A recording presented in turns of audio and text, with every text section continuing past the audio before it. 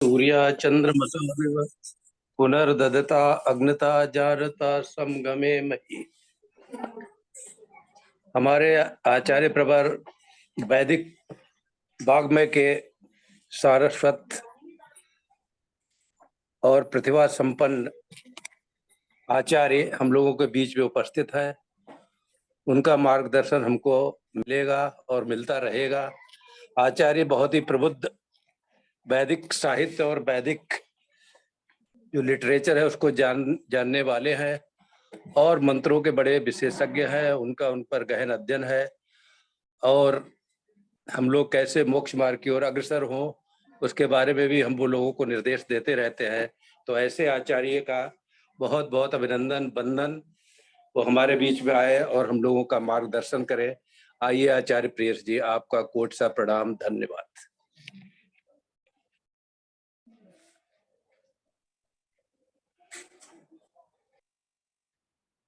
सबको सादर नमस्ते।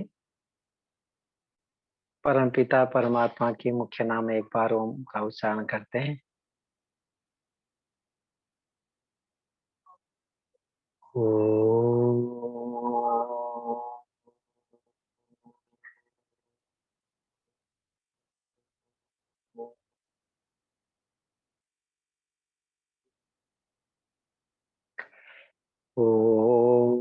भूर्भुवः स्वः तत्सवितुर्वरेण्यं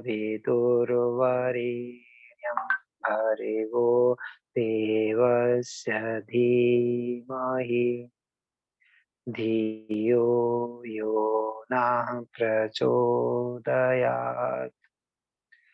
ओम शांति शांति शांति।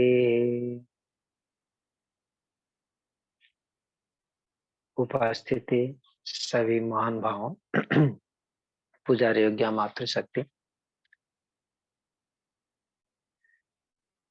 इस समय हम ईश्वर की कृपा से ईश्वर संबंधित विचारों को चर्चा करते हैं।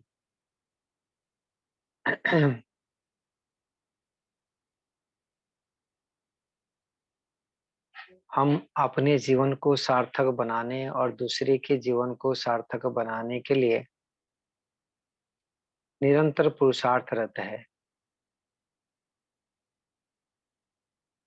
यही मानव जीवन की लक्ष्य है। निरंतर हम अग्रगति को प्राप्त करें, उसका आधार है हमारा विचार, हमारा जानकारी। जो व्यक्ति जितने जितने संसार के वस्तुओं के से उपकारों के जो सामर्थ्य है, उनको जो जितने जितने जानता है, वह व्यक्ति उतने उतने स्वतंत्र होता है। और जो जो व्यक्ति जितने जितने स्वतंत्र होता है, वह उतने आनंदित रहता है, प्रसन्न रहता है। पराधीनता, दूसरे के अधीन रहना ही एक निकृष्टता, एक बंधन लगता है, जिससे हम दुखी होते हैं। हर व्यक्ति किसी ना किसी के अधीन रहता है, यही तो पराधीनता है। और जो व्यक्ति विद्वान है, वितराग है, वो किसी के अधीन नहीं रहता, इसलिए कि वो वस्तुओं को यथार्थ रूप में जानता है।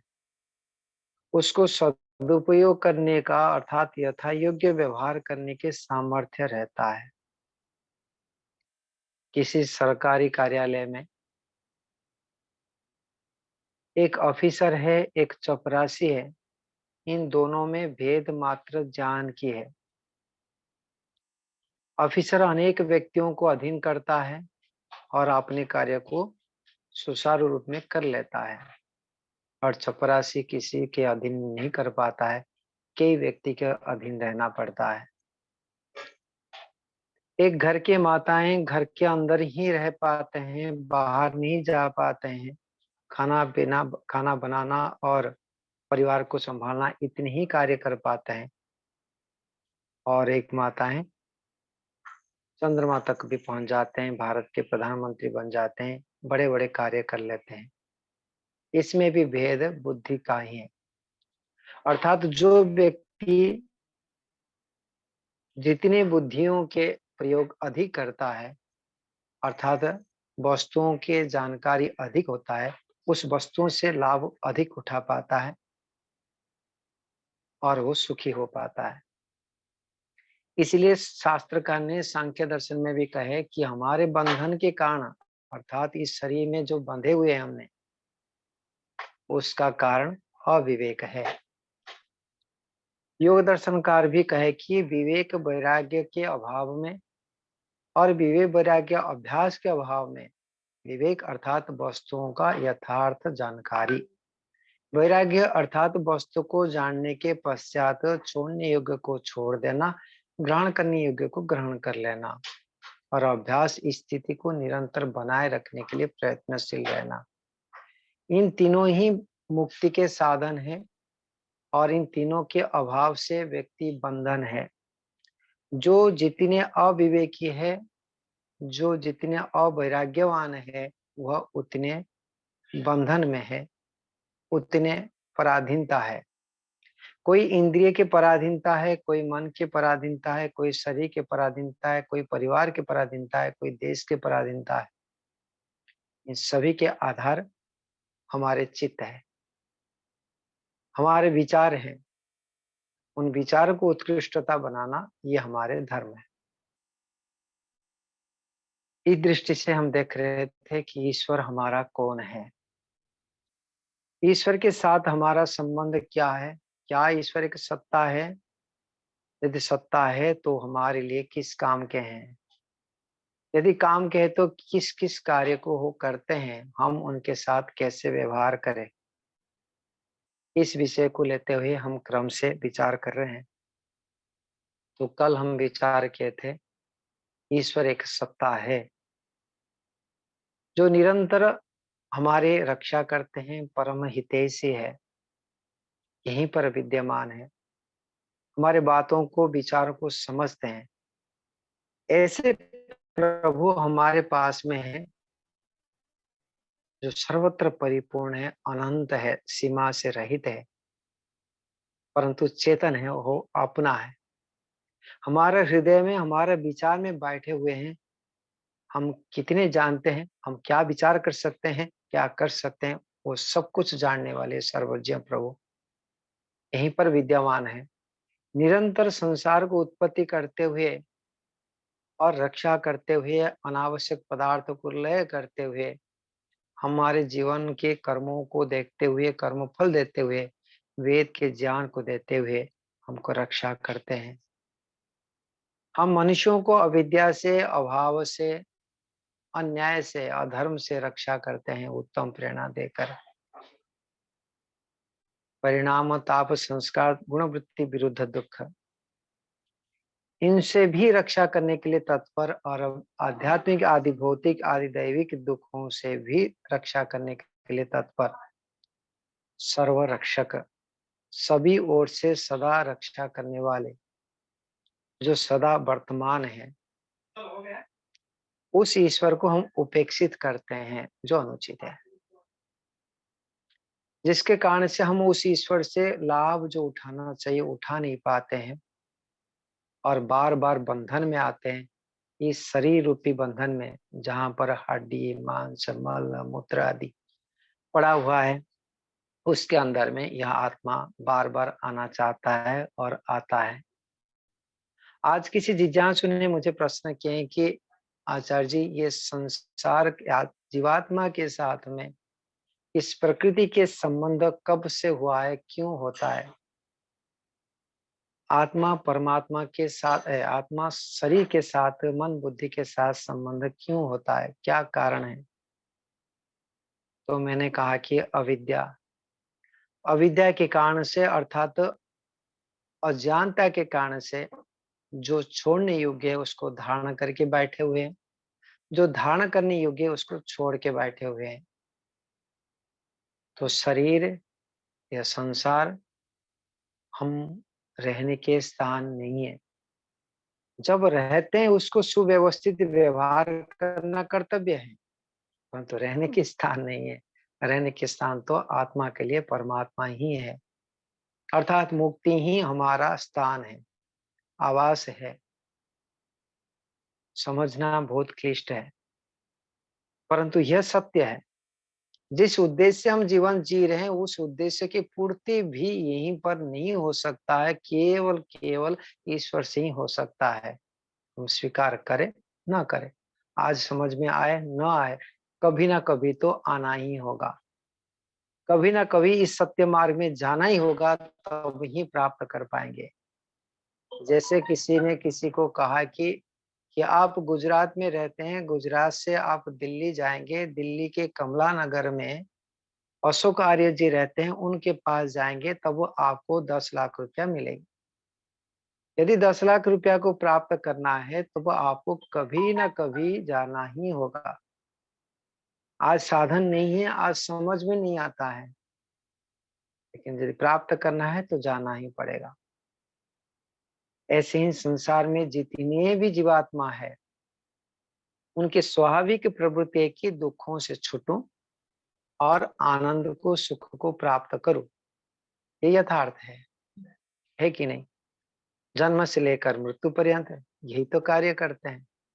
किसी प्रकार से दुख मुझे प्राप्त न हुए, मानवाओ, यही हमारा उद्देश्य है और इसके लिए प्रयत्नशील भी है। परंतु कहीं पर कुछ गलती हो रही है, जहां प्राप्त करना चाहिए था वो प्राप्त नहीं कर पाते हैं। तो इसके में कमी है ज्ञानात्मक दूरी। ईश्वर के साथ हमारे स्थान के दृष्टिकोण से तो दूरी है नहीं, काल के दृष्टिकोण से दूरी नहीं है कि कल युग है इसलिए ईश्वर कहीं दूर है, ऐसा नहीं है, सदा वर्तमान है। दूरी केवल ज्ञान के दृष्टिकोण से, हम जानते नहीं है, अनुभव करना नहीं चाहते, बुद्धि के स्तर में ही यह कमी है। तो ज्ञान जो शाब्दिक ज्ञान होता है, अनुमानिक ज्ञान होता है और प्रत्यक्षिक ज्ञान होता है। तो जो शाब्दिक ज्ञान होता है वो हम सभी परिचित है, ईश्वर सर्वत्र परिपूर्ण है, व्यापक है, वो हमारे अपना है। और अनुमान से भी सिद्ध कर लेते हैं ये सारे संसार रचना हुआ है तो किसी बुद्धिमानों ने बनाया है, तो बुद्धिमान का नाम ईश्वर है। इस संसार को पालन हो रही है तो संसार को पालन होने के कारण से ये निश्चित है कि ईश्वर ही एक सत्ता है जो इस जो हमको रक्षा करते हैं। तो इसलिए एक सत्ता ईश्वर है। हमारे सामने अनेक आत्माएं मृत्यु हो रही है, जैसे चींटी मर रहा है, तो उस शरीर से आत्मा को निकालना, वो स्वयं तो निकल नहीं सकता, निकालने वाले कोई यहीं पर विद्यमान है। अनेक प्राणी उत्पन्न होते हैं, जन्म होते हैं, वो जन्म होते समय शरीर में उसके आत्मा को प्रवेश करने वाला आत्मा स्वयं आ ही यहीं पर है।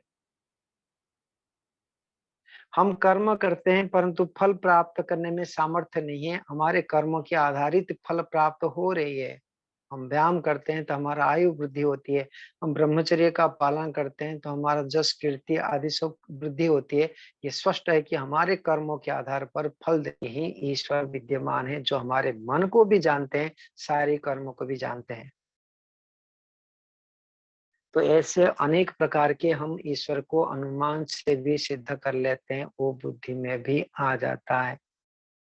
और तीसरे जो ज्ञान है, प्रात्यक्षिक ज्ञान है, जो प्रत्यक्ष अनुभव करने के ज्ञान है, वो हम अभाव में, क्योंकि उस विधि को हम जानना नहीं चाहते हैं, उसको जानने के लिए समय लगाना नहीं चाहते हैं, क्योंकि हमको उसके लाभ पता नहीं है, उसके लाभ को अनुभव करने की सामर्थ्य नहीं है, समझने की सामर्थ्य नहीं है, क्योंकि उस प्रकार योग्य नहीं बने। ऐसे कैसे समझाएंगे, सुनेंगे, जानेंगे तो क्यों नहीं हम योग्य नहीं बन सकते? यह सत्य है, योग्य बन सकते हैं, परंतु योग्य कब बनते हैं? एक 12वीं कक्षा के पाठ को किसी 5वीं कक्षा के बच्चों को पढ़ाया जाए हिंदी में, अच्छे अपने मातृभाषा में समझाया जाता है, फिर भी उसको 12वीं कक्षा के पाठ 5वीं कक्षा के बच्चों को समझ में नहीं आएगा, क्योंकि उसको योग्यता नहीं है 12वीं कक्षा के पाठ पढ़ने के लिए।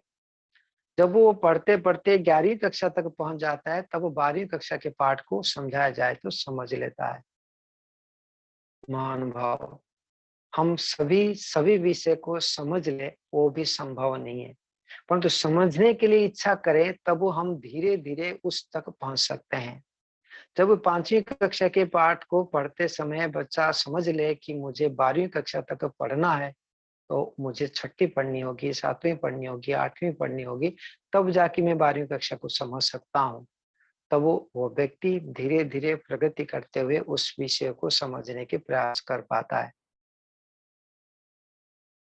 इसलिए हम जहाँ पर जितने समझते हैं, उससे बढ़कर के जो धर्म कार्य है, जितने हमको समझ में आता है, उन धर्म कार्यों को निरंतर करते रहेंगे, तब वो धीरे-धीरे समझ में भी आ जाएगा। इस बात को हमने कई बार विचार किए होंगे कि एक व्यक्ति जब जन्म होता है, तब वो शूद्र होता है, उसको शिक्षा दिया जाता है। वो शिक्षा उसके पूर्व जन्म के संस्कारों के आधार पर प्रगति करता है और इस जन्म के आलंबन शिक्षा के आधार पर वह धीरे-धीरे किसी भी स्तर में पहुँचता है। कोई बालक तो शूद्रत्व ही रहना चाहता है, वो वैश्यत्व और उसको क्षत्रियत्व व ब्राह्मणत्व कार्य समझ में नहीं आता। कुछ बालक तो वैश्यत्व कार्य को पसंद करते हैं, क्षत्रियत्व और ब्राह्मणत्व कार्य समझ में नहीं आता है और शूद्रत्व कार्य उसको न्यून छोटा लगता है। और किसी-किसी को व्यापार वाणिज्य कार्य में भी अरुचि होता है, राजा बनने के लिए, नेता बनने के लिए प्रयास करते हैं। क्षेत्रीयत्व कार्य करने के लिए रुचि बनता है, ब्राह्मणत्व कार्य करने के लिए भी समझ में नहीं आता। ऐसे क्यों और कब होता है, ये भी समझना चाहिए। महानुभाव, हम अपने जीवन में जब ईमानदारता पूर्वक पुरुषार्थ धर्म अनुकूल करते हैं, तब ही हम आगे बढ़ पाते हैं। 5वीं कक्षा के बच्चा तब ही 6ठी कक्षा में जा पाएगा। 5वीं कक्षा में पढ़ने वाला बच्चा 5वीं कक्षा में जो पढ़ रहा है, वो धर्म है, कर्तव्य है, उसको पढ़ रहा है, उस धर्म अनुसार करने के कारण से उसको आनंद सुख मिल रहा है। अभी कहे कि मैं 5वीं कक्षा तो पढ़ ही रहा हूँ, 5वीं कक्षा में मैं पढ़ ही रहा हूँ, ऐसे वो बार-बार 5वीं कक्षा ही पढ़ता रहे, 6ठी कक्षा को ना जाए, तब वो उसको योग्य नहीं माना जाता है, इसको फेल माना जाता है। यदि ईमानदारिता पूर्वक 5वीं कक्षा पढ़ता है, वो निश्चित रूप में 5वीं कक्षा के पाठ को पूर्ण करते हुए सोचता है, ये छोटा है, इससे बढ़कर के भी पाठ है, मुझे पढ़ना चाहिए। फिर वो 6ठी कक्षा को समझता है और उस दिशा में गति करता है और पुरुषार्थ करता है। एक चपरासी ऑफिस में पियन व चपरासी यदि ईमानदारता पूर्वक पुरुषार्थ करता है, तब उसको बोध होता है कि मैं चपरासी छोटा कार्य है, मुझे ऑफिसर बनना चाहिए। ऑफिसर के डांट सुनना पड़ता है, मुझे ऑफिसर बन के इज्जतदार कार्य करना चाहिए, मुझे वेतन आदि मिलना चाहिए, मुझे ऑफिसर बनना चाहिए। यदि वो चपरासी 2 नंबर में कार्य में उतने पैसा ले आता है, 2 नंबर में वो ऑफिसर के जितने धन है उतने धन को रोजगार कर लेता है, वो कभी ऑफिसर जैसे मेहनत करने की प्रयास नहीं करेगा। उसको ऑफिसर बनने की इच्छा नहीं होगी, वो वहीं पर ही रहेगा। तो वैसे ही हमारे जीवन में जब हम ईमानदारता पूर्वक धर्म पूर्वक कार्य करते हैं, निश्चित रूप में जो स्तर में हम है, उससे बढ़ कर के आगे करने के लिए हमको उत्साह प्रेरणा मिलेगी। जो करते हैं वो दुखमय दिखाई देगा। तो ये ज्ञान के स्तर की प्रगति होती है। ऐसे-ऐसे होते हुए हमारे जो प्रात्यक्षिक ज्ञान है, अनुमानिक ज्ञान से जो वो अनुभवात्मक ज्ञान में परिवर्तन होता है। बार-बार ज्ञानों को, शाब्दिक ज्ञान को, अनुमानिक ज्ञान को आवृत्ति करते हुए हम उस प्रत्यक्ष ज्ञान को ग्रहण कर पाएंगे। ज्ञान के विषय हम कौन है, यह संसार क्या है, किससे बनता है, और यह ईश्वर कौन सा सत्ता है, वो क्या है। तो उत्तर में आता है वैदिक शास्त्र के आधार पर हम साधक है, ईश्वर हमारे साध्य है और ये संसार हमारे साधन है। और आता है कि हम भोक्ता है, भोग करने वाले हैं, और ईश्वर भोगाने वाला है, और प्रकृति भोग्य वस्तु है। परमपिता परमात्मा देने वाला है, हम ग्राहक है, और सांसार की वस्तु है। तो इन पदार्थों को अर्थात तो संसार को, ईश्वर को और अपने आप को जानते हुए ईश्वर से कैसे व्यवहार करना चाहिए और प्रकृति से व संसार से कैसे व्यवहार करना चाहिए, ये हृदयंगम होता है। फिर उसी प्रकार से व्यवहार करते हुए ईश्वर को सच्चिदानंद स्वरूप मानते हुए अपने कर्तव्य को करता रहता है। हमारे पिता है, इस बात को समझने के लिए करता है।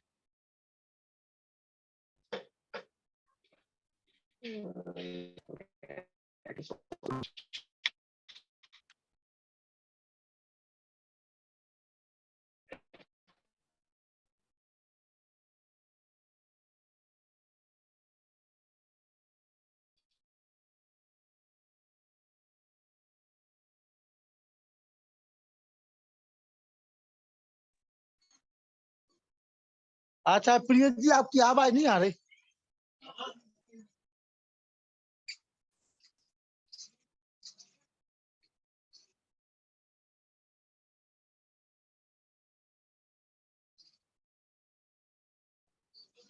अच्छा प्रिय जी, आप मुनि जी,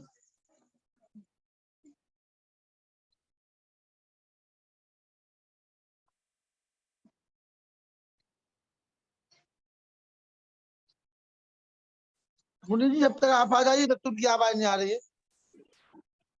ओम। हाँ, वो हट गए हैं, अभी जुड़ जाएंगे। अच्छा जी।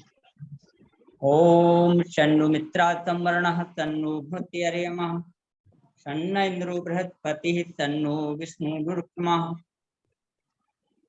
सभी मातृ शक्ति और भाइयों के लिए सादर नमस्ते।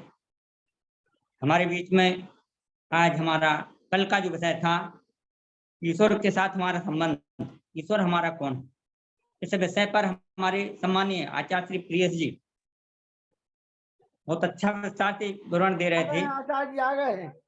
अच्छा जी, स्वागत है। तो वो नेट की प्रॉब्लम आ गया था, तो हम विचार करते हैं कि हमारे साथ ही ईश्वर के संबंध स्वरूप का है। तो इस स्वरूप में हम जाने कि ईश्वर एक सत्ता है जो हमारे अपना है, तो उनके संबंध को हम जोड़ने के लिए प्रयास करते हैं। तो कल हम विचार किए थे ईश्वर हमारा पिता है और हम उनके संतान हैं। पिता अर्थात पालन करता है, अनेक प्रकार के साधन को देते हुए वो हमको पालन करता है। आज हम विचार करते हैं कि ईश्वर हमारे माता है।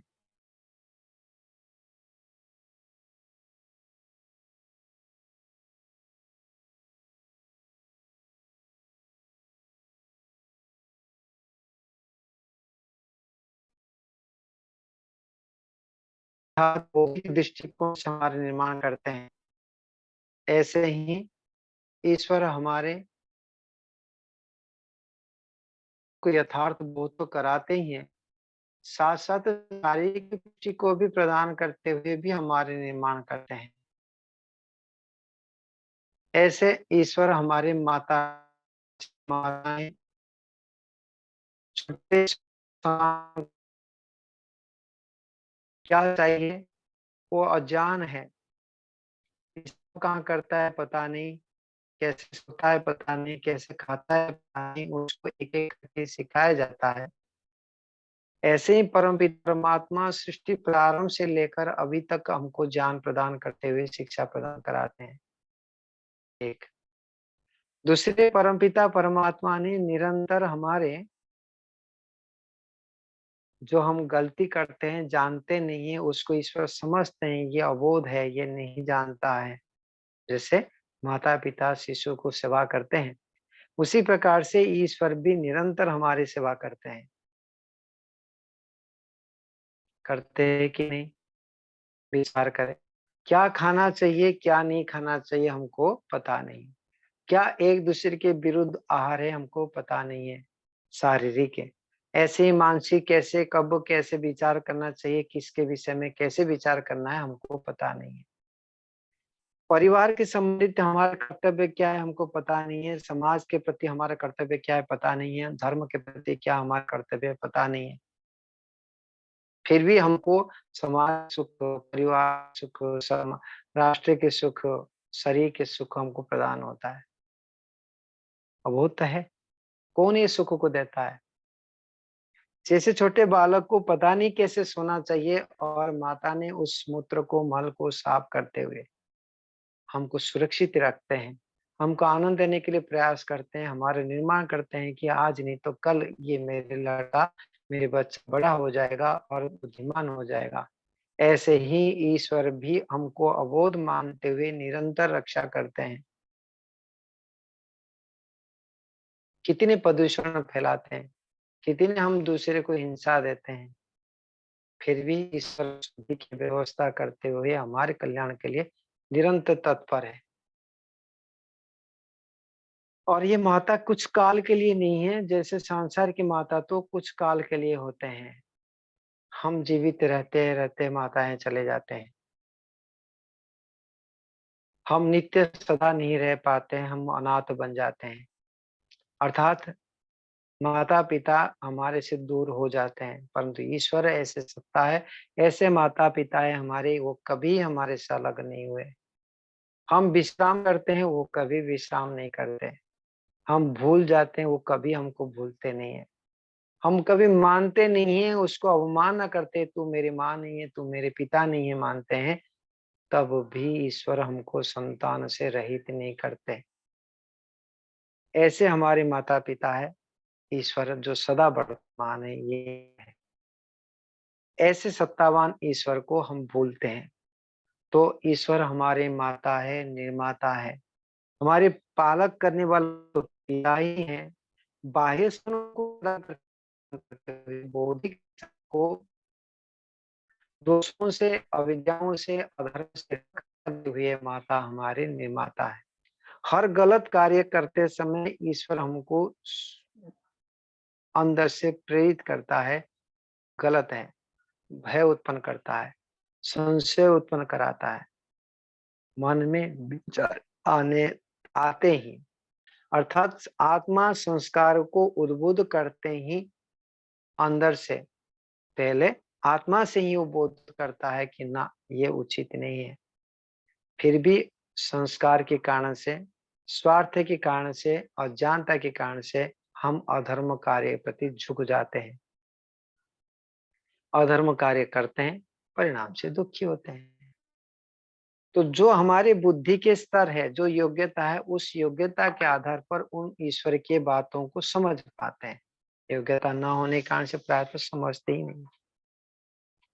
जैसे चोरी करना, करने वाले व्यक्ति को धीरे धीरे नाश हो जाता है और चोरी करना यथार्थ मानता है, उसी प्रकार से हम गलत कार्य करते करते उस ईश्वर के संदेश को भूल जाते हैं। ऐसे ईश्वर है, कितने बार भी गलत कार्य करे, वो बार बार हमको प्रेरित करता है, नहीं करना चाहिए, नहीं करना चाहिए, नहीं करना चाहिए।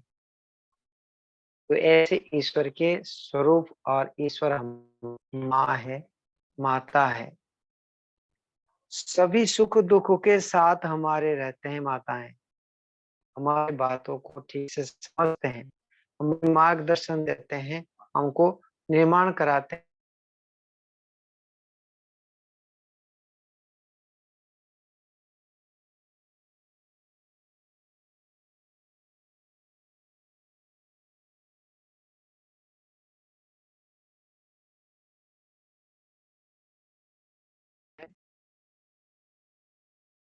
वो सभी हमारी माता के पास में रखना चाहिए, अर्थात ईश्वर के सामने रखना चाहिए। तब तो हमारे चित्त प्रसन्न हो जाता है, शांत हो जाता है। इसको ही कहते हैं समर्पित। वो निश्चित रूप में हमारी योग्यता को बुद्धि करते हैं। केवल विमान नहीं, पिता परमात्मा की कृपा से जो कुछ प्राप्त होता है उसको भी ईश्वर के सामने रखना चाहिए। आवाज सही नहीं आ रहा है, ये बात आई है तो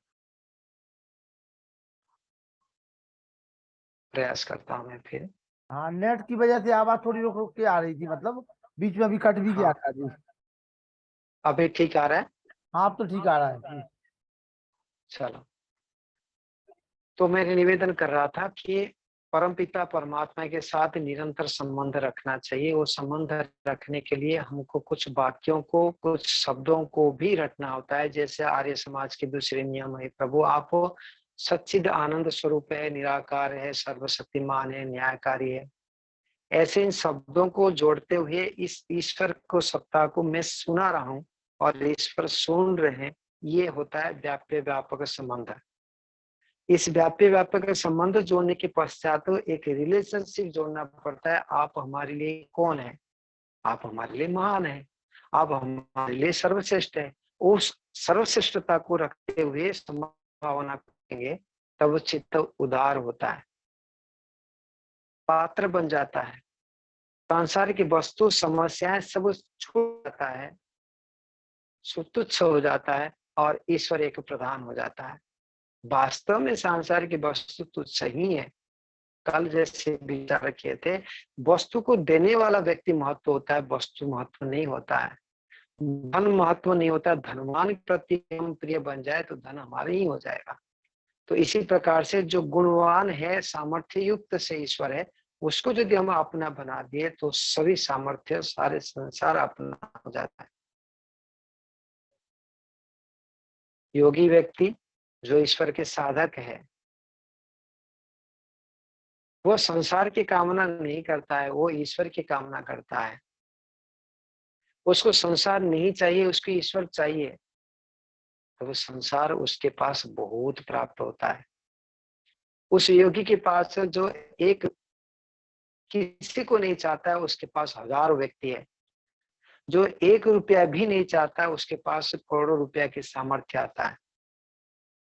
वह अपने के लिए नहीं कार्य करता है, फिर समाज राष्ट्र के लिए उस धन को, उस व्यक्तियों को उपकार करता है।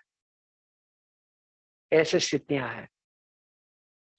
किसी ने हमको पूछते हैं कि आचार्य जी आपके पास ये 2 जोड़ी वस्त्र रखते हैं, आप तीसरी जोड़ी भी नहीं रखते हैं। तो हम कहते हैं कि 2 जोड़ी वस्त्र हमको भारी पड़ रही है, जो तीसरी जोड़ी रखे उसको दुख भोगना है। तो साधनों से सुख नहीं है, ये साधन को छोड़ने से सुख है। तो ये वास्तविकता है जो समझ में आना क्लिष्ट है। हाँ, आवश्यक साधन आवश्यकता है, साधन के बिना हम गति नहीं कर सकते। लेकिन साधन से हम तृप्त हो जाएंगे, सुख मिल जाएगा, उसीलिए हम संग्रह करते हैं, तब वो हमको पाल्टी दुख देता है। सामान्य व्यक्ति को तो ये समझ में कम आता है। जो बुद्धिमान व्यक्ति होते हैं, एक एक चीज है। यहाँ तक जो योगी व्यक्ति होता है, मैं ये खाऊं कि ना खाऊं, इस विचार आने को दुख माना जाता है, जिसको कहते हैं गुणवृत्ति विरुद्ध दुख। इतने के लिए भी संसार में वो रहना नहीं चाहते हैं कि हर वस्तुओं को मैं प्रयोग करने से पहले हमको विचार करना पड़ता है, प्रयोग करो कि मैं ना करो। उसको भी दुखमय माना जाता है। आपको शायद समझ में आया होगा कि संसार कितने दुखों से युक्त है। तो परमपिता परमात्मा सभी स्थितियों में, सभी काल में हमारे पास में रहते हुए, हमारे निर्माता होने के कारण से वो हमारे माता है, हमारे वो बंधु भी है, साथी है, सखा है, हमारे गुरु है, हम उनके शिष्य है। इस बात को तो हम समझते ही हैं। ईश्वर हमारे गुरु है, हम उनके शिष्य है। कैसे? सृष्टि प्रारंभ में, क्योंकि हम नैमित्तिक प्राणी है, शिक्षा हम स्वयं अज्ञानता से ज्ञानी बन नहीं सकते। अभी भी इस समय में भी किसी व्यक्ति को जंगल में रख लिया जाए, कोई भी व्यक्ति उसके पास में न जाए, खाने पीने के प्रबंध कर लिया जाए केवल मात्र, तभी वो ना बोल पाएगा, ना समझ पाएगा, ना कुछ कर पाएगा। समस्त व्यवहार विद्या व्यक्ति मनुष्य से सीखता है, एक दूसरे के सीखता है। माता पिता गुरु आचार्य उसको सिखाते हैं, और उन माता पिता गुरु आचार्यों को सिखाने वाले उनके माता पिता गुरु आचार्य, उन माता पिता गुरु आचार्य को सिखाने वाले उनके माता पिता गुरु आचार्य, ऐसे ऐसे सृष्टि प्रारंभ में जाए, तब वो उस व्यक्तियों को उत्पन्न करने वाला परम पिता परमात्मा उनको भी ज्ञान प्रत्यक्ष रूप में प्रदान किए। 4 ऋषियों के हृदय से 4 वेद के ज्ञान दिए, और उन चारों वेदों का ज्ञान सभी व्यक्तियों को प्रकाशित कराया गया, जिससे यह सांकेतिक ज्ञान दिया गया है। सूर्य को दिखाते हुए कहा गया कि ये सूर्य है, वृक्ष को दिखाते कहा गया ये वृक्ष है, ये फल को दिखाते कहा गया ये फल है, ये खाने के योग्य है, इससे ये लाभ उठानी, इसको ऐसे व्यवहार करना है। ऐसे ऐसे समस्त विद्याओं को इस वेद के माध्यम से उन महान पुरुषों को सृष्टि प्रारंभ में प्राप्त हुआ। उस महान पुरुषों ने अपने विद्या का विस्तार करते हुए धीरे धीरे वेद की विद्याओं को, आवश्यक साधनों को संग्रह कराते हुए इस जन समाज में विस्तार दिया गया, जो वेद के ज्ञान आज तक उपलब्ध है, जिनमें हजारों विद्या है, जैसे आज के फिजिक्स है, केमिस्ट्री है, विमान विद्या है, डॉक्टरी विद्या है। ऐसे ब्राह्मण ग्रंथों में ऋषि मुनियों ने इन वेदों के भाष्यों को 1173 ब्राह्मण ग्रंथों के माध्यम से अनेक डिपार्टमेंट बनाया गया था, जो आज पढ़ने न पढ़ने के कारण से, अर्थात पढ़ने पढ़ाने की परंपरा नष्ट हो जाने के कारण से, गुरुकुल परंपरा नष्ट होने के कारण से वो सारे ग्रंथ नष्ट हो रहा है। बहुत सारा नष्ट हो चुका है, जो 2-4 है वो भी नष्ट हो रहा है, क्योंकि उसको पढ़ने समझने की स्तर नहीं रहा है। जब गुरुकुल परंपरा चल रही थी तब वो स्तर थी। गुरुकुल परंपरा बंद होते 5000 वर्षों में निरंतर इस ग्रंथों के रचना तो बंद हो ही चुका है, जो कुछ संभालने के प्रयास किया गया वो भी संभाल नहीं पाता है। सौभाग्य हमारे महर्षि दास सरस्वती जिस विद्या को समझते हुए हमारे तक पहुंचाने के लिए तत्पर है, इसके लिए हम प्रयास करते हैं। महानुभाव, विद्या 12वीं कक्षा के पाठ को 5वीं कक्षा के विद्यार्थी समझ नहीं पाता है, और 5वीं कक्षा में पढ़ते हुए वो सर्वज्ञ मान लेता है अपने आप को, तो 12वीं कक्षा के पाठ कैसे रक्षा हो पाएगा। अर्थात हम जितने जानते हैं उसमें पूर्णता को बोध कर ले, कभी भी हमारे ग्रंथों का गवेषणा नहीं हो सकता, आगे हम बढ़ नहीं सकते। हम नहीं बढ़ सकते, धीरे धीरे हमारे जो कर्तव्य हो गए, हम उस ग्रंथ को रक्षा नहीं कर पाते। गुरुकुल परंपरा में जब वो बच्चा पढ़ रहा था, 8वीं कक्षा में जाता है, वो 15 वर्ष 8वें साल में जाता है, वो 15 साल के हो जाता है। जब वो 5वीं कक्षा पढ़ता है, वो पहली कक्षा के बच्चों को पढ़ाता है। उस समय उसके गुरुजी जो है 12वीं कक्षा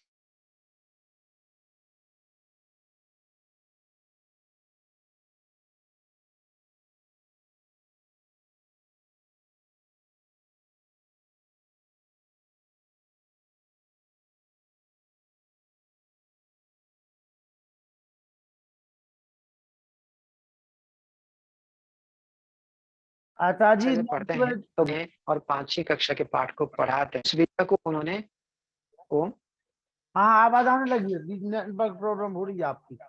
हाँ जी, कुछ फोन आ गया था। हाँ, तो 12वीं कक्षा के जो बच्चा पढ़ रहा था, और 12वीं कक्षा हम पढ़ते नहीं है, मान के चले 5वीं कक्षा में हम पढ़ रहे हैं, और 5वीं कक्षा के बाद में आगे नहीं पढ़ना चाहते। परंपरा के शिक्षा में बता रहा था कि जब वो 5वीं कक्षा में पढ़ता है तो पहली कक्षा के पाठ को पढ़ाता है, और उनके गुरुजी 12वीं कक्षा के पाठ को पढ़ते हुए उन्हें 5वीं कक्षा को पढ़ाते हैं। तो 12वीं कक्षा तक जो अनुभूति थी, वो अनुभूति के ज्ञान को 5वीं कक्षा के बच्चे को पढ़ा रहे हैं। और उस 5वीं कक्षा की जो अनुभूति हुई गुरुजी की कृपा से, वो पहली कक्षा को पढ़ा रहे हैं। अभी उसकी विद्या प्रगति हो रही है, और जब ऐसे ही 5वीं कक्षा से 6ठी कक्षा को गुरुजी पढ़ाने लगे, वो स्वयं 13वीं कक्षा पढ़ रहे हैं। और ऐसे ऐसे वो पढ़ते हुए, विद्या को गवेषणा करते हुए विद्या के गूढ़ता तक पहुंचते हैं, और उसके सार तत्व रूप में वो दूसरे को पढ़ा पाते थे। तो विद्या की प्रगति हो रही थी, विद्या के ज्ञान का विस्तार हो रहा था, वेद की विद्याओं का विस्तार हो पा रहा था। आज के आधुनिक विज्ञान में कोई पीएचडी करता है, डिग्री भी करता है, इसके बाद पढ़ना बंद कर लेता है। यदि पढ़ता भी हो, वो सिखाना बंद कर लेता है। जो उसका अनुभव वो मरने के बाद नष्ट हो जाता है। आगे कैसे बढ़ेगी? जो कोर्स बन के रखा हुआ है वही पाठ चलता रहता है। ऐसे नहीं थी। तो जो गुरुकुल परंपरा में भी, गुरुकुल में भी आज के दिन में भी वो स्थिति नहीं रही, जो गुरुकुल परंपरा में निरंतर विद्याओं को अंदर से अंदर, गंभीरता से गंभीरता तक पहुंचते हुए अपने स्तर को आयतमान रोटी बढ़ाया खाई तो जाता है। डब्बा 2 रोटी थाली। तब जाके हम विद्या को प्राप्त कर पाते हैं। तो आज हम विचार किए कि परमपिता परमात्मा हमारे पिता है और माता है, और उस ईश्वर को जानना अनिवार्य है। जानने के लिए केवल मात्र हमको पुरुषार्थ इतने करना है कि नियमित धर्म कार्य को करना है। जो वस्तु जैसा है उस प्रकार से मानते हुए उसको यथा योग्य व्यवहार करना है। ईश्वर महान है, सर्वोपरि है, श्रेष्ठ है, उसको श्रेष्ठ मानना है। संसार हमारे लिए साधन मात्र है, उन साधन रूप में स्वीकार करना है। जितनी आवश्यकता है उतने ही संग्रह करना है, और ईश्वर के दिए हुए आदेश को स्वीकार करते हुए हमारी योग्यता को वृद्धि करना चाहिए। अन्य कोई प्रश्न हो तो पूछ सकते हैं, नहीं तो आगे और बढ़ाऊंगा। किसी के मन में कोई प्रश्न कोई हो तो समस्या? पूछ लीजिए। किसी भी विषय में पूछ सकते हैं। आज के पाठ्य विषय से अतिरिक्त भी कोई विषय हो आपके अंदर में, जिज्ञासा भाव हो, हाँ, धर्म अनिल के कुमार संबंध। दुबे जी पूछ रहे हैं कुछ, पूछिए। आवाज आ रही सर? हाँ, आवाज आ रही। सर हमारा ये प्रश्न है, सबसे पहले मैं उनको प्रणाम करता हूँ, वंदन करता हूँ। हम अध्यात्म की ओर जा रहे हैं सर, मगर हम लोग को अपनी संस्कृति के बारे में बहुत कुछ पता नहीं है, और हम चाहते हैं कि किसी भी तरीके से अपना परिवार का, माता पिता, गुरु, भाई बहन सबका सम्मान करें। और हम देख रहे हैं निश्चित रूप से लोग इससे विलग हो रहे हैं, अलग हो रहे हैं। ये ऐसी कौन सा बीज बोया गया है जो हम लोग एक दूसरे से मिल नहीं पा रहे? बस इतनी सी बात का हमें। हाँ, बहुत गंभीर प्रश्न है, और मैं उसको जो मेरे अनुभव में गुरुजनों के आशीर्वाद से जो प्राप्त हुआ है मैं बताना चाहता हूँ। एक चीज जो हमारे अंदर में रहा, अभाव, जिसको कहते हैं कृतज्ञता। उस कृतज्ञता के बीज हमारे से अभाव हो चुका है। क्यों? इसके पीछे भी ईश्वर को न मानना, आध्यात्मिकता का अभाव। अनायास हमको सूर्य के प्रकाश मिलता है, अनायास हमको जीवन मिलता है, अनायास हमको आंख मिला है, ऐसे हम मानने के कारण जो देता है उसके प्रति कृतज्ञता के अभाव। माता पिताओं के देन को, उपकार को आज हम माता पिता का मानते नहीं है। वो इनका ड्यूटी है, वो देंगे, जाएंगे कहाँ? ऐसे मन में एक दुर्भावना हमारे अंदर में घुसा हुआ है। जब वो माता पिताओं के देन को हम माता पिताओं के देन के कारण से उपलब्ध है, आज मेरे पिता मुझे कहले कि तू मेरे संतान नहीं है, तो हमारा अस्तित्व ही अभाव हो जाएगा। इस बुद्धि में नहीं है। माता पिता हमको नहीं पढ़ाते, नहीं रक्षा करते, तो आज यहाँ तक समझने के स्तर ही नहीं हो पाता, ये बोध में नहीं है। केवल कृतज्ञता के अभाव के कारण से दुखी भी है, पीड़ित है, और उसका मूल कारण बचपन से हमको जो वस्तु जैसा है वैसे सिखाया नहीं गया। केवल विद्या पढ़ो, पढ़ के रोजगार करो, धन रोजगार करो। और उसमें से भी कैसे कमियों को बोध किया गया, इसमें ये कमी है, इसको दूर करना चाहिए, ये बताने के प्रयास नहीं किया गया। इतने आपको प्राप्त हुआ है उसके प्रति धन्यवाद दो, बचपन से सिखाया नहीं गया। तो इस कृतज्ञता के अभाव कारण से ही हम आज दुखी हैं, पीड़ित हैं, संबंध रहित है, वस्तुओं का सदुपयोग भी नहीं कर पाते। एक चीज, थैंक्स करना, धन्यवाद देना। एक उदाहरण मैंने देना चाहता हूँ। एक माता पिताजी ने दिवाली के अवसर पर 2 संतान के प्रति ड्रेस लेके आए, वस्त्र लेके आए। उस वस्त्र को एक संतान को देते हैं, बेटा तेरे लिए दिवाली के लिए मैंने ड्रेस लाया हूँ। वो ऊपर नीचे करता है, देखता है, पूछता है पिताजी कितने रुपया पड़ा? पिताजी ने कहते हैं बेटा 1100 रुपया में मैंने लाया हूँ। तो उनको फट उत्तर देता है कि पिताजी आप कंजूस कर लिए, और 400 रुपया देके 1500 रुपया में ड्रेस लाते तो बहुत बढ़िया होता। मेरे दोस्त के पास में 1500 रुपया की ड्रेस था, बहुत सुंदर था, आप कंजूस कर लिए। अभी देखिए इस स्थिति, एक स्थिति जिसके कारण से पिताजी भी दुखी हुए, संतान भी दुखी है, और उस वस्त्र को भी वो सदुपयोग नहीं करेगा, रफा दफा कर लेगा, फालतू ड्रेस ले आए, पैसा खर्च किया गया, फिर भी उसको वो रफा दफा यूज करेगा, उसको सही सलामत यूज नहीं कर पाएगा। दूसरे बेटे के पास जाते हैं, उसको भी वस्त्र देते हैं, तो वस्त्र को पकड़ते हुए नमन करते बोलता है कि पिताजी मैं तो आपको मांगा नहीं था, आपने कितनी मेहनत करके मेरे लिए ड्रेस लाए, मेरे प्रति कितनी आप सद्भावना रखते हैं। तो अंदर से धन्यवाद देता है पिताजी को, और वस्त्र को धारण वो लेता है कि मेरे पिताजी ने लाए, बड़े प्रसन्नता पूर्वक उसको लेता है। तो पिताजी भी खुश होते हैं, संतान भी खुश होता है, और उस वस्त्र का भी सदुपयोग कर पाता है। स्थिति समान, समान प्रकार के वस्त्र हैं, फिर भी एक विचार, एक व्यक्ति को शिक्षा ये नहीं मिला कि जो प्राप्त हो रहा है उसको थैंक्स करना उसके पास में नहीं रहा, उसको सिखाया नहीं गया कि जब भी तू प्राप्त करता है उसको माता पिता बचपन से सिखाना चाहिए। ये वस्त्र पिताजी ने दिए, माताजी सिखाएंगे पिताजी को, संतान को, ये पिताजी को धन्यवाद कर। इस मन में, हृदय में गुणों को गान करने की जो व्यवस्था है वो हमारे अंदर में नहीं रहा। गुरुकुल परंपरा में जब गुरुकुल में प्रवेश करते हैं, 8वीं कक्षा के बच्चे को पहले ओम का उच्चारण करते हुए, गायत्री मंत्र को शिक्षा देते हुए ईश्वर प्रति समर्पित भाव को सिखाया जाता है। जो कुछ प्राप्त है आपके पास में, ये शरीर हो, मन हो, बुद्धि हो, माता हो, पिता हो, वो गुरु हो, ये सारे व्यवस्था और देने वाला ईश्वर है। उसको तो प्रातः सायं जब भी आप कार्य करते हैं उस ईश्वर को धन्यवाद दे, इस ईश्वर के गुणगान कर, फिर जाके अन्न ग्रहण कर, न कार्य कर। ये रहा ही नहीं।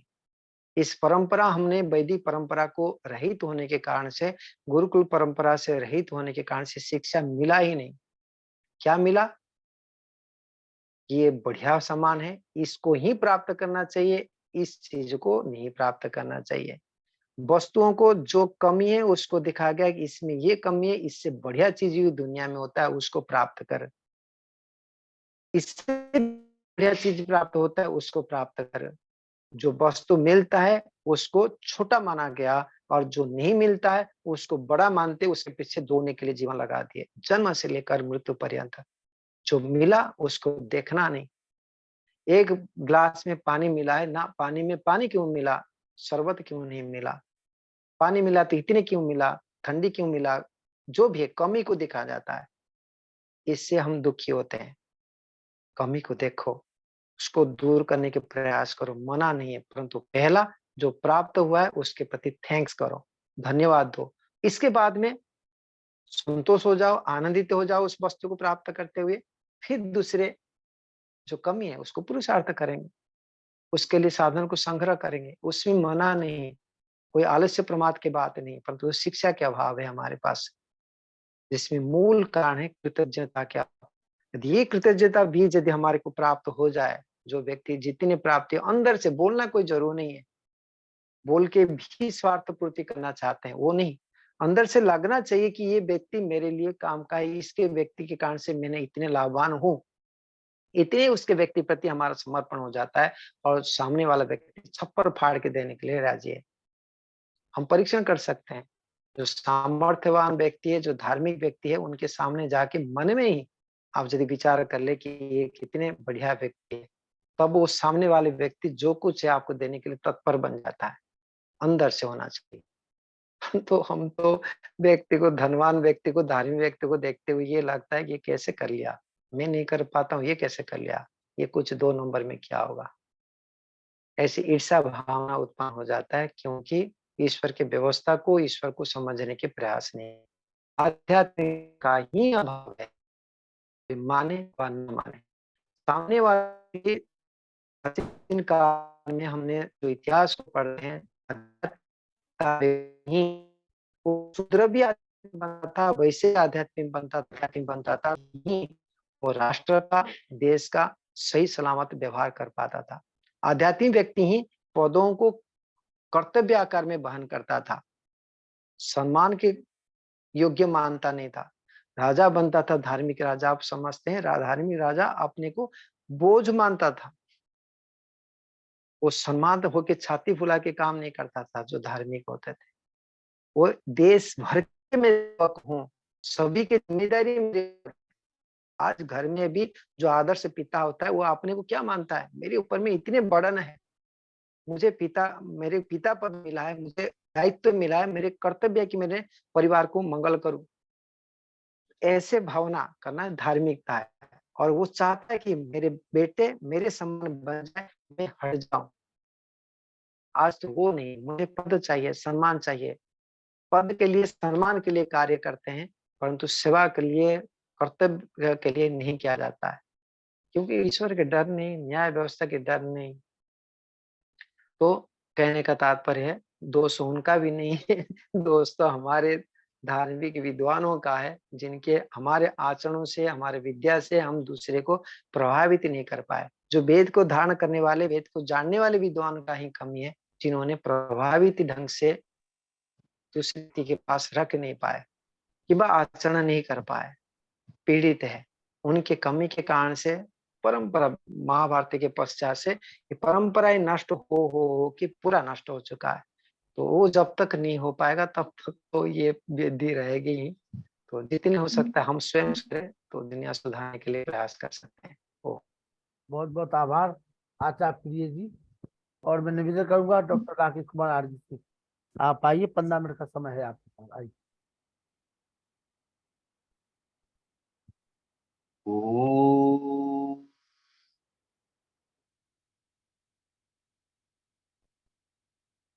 वेदाहमेतं पुरुषं